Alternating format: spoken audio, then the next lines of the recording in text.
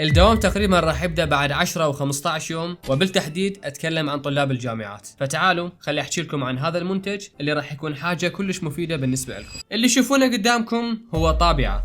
نعم، هي طابعة بشكل ما تختلف عن أي طابعة ثانية، لكن حجمها صغير بأضعاف المرات عن الطابعة الاعتيادية اللي تعرفونها، ولكن نتائجها واستخداماتها فما تختلف أي شيء عن الطابعة الاعتيادية. طريقة الاستخدام كل سهلة، فيها زر واحد فقط مال تشغيل، وبيها أيضا منفذ واحد تايب سي للشحن، وبنفس الوقت في حال حبيت تطبع بشكل سلكي فبكل بساطة تربطها على اللابتوب أو الحاسبة مالتك. ولكن أكيد الموضوع الأحلى والأسرع إنه كل شيء يتم وتكمل شغلك عن طريق البلوتوث بشكل لاسلكي. بكل بساطة تحمل التطبيق وتربطه على الطابعة مالتك، وبعدها تختار الصورة والملف اللي حاب تطبعه، وقبل لا تطبعه بشكل نهائي راح تجيب الورقة الاي 4 وتخليها بالطابعة نفسها.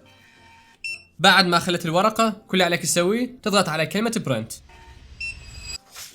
والآن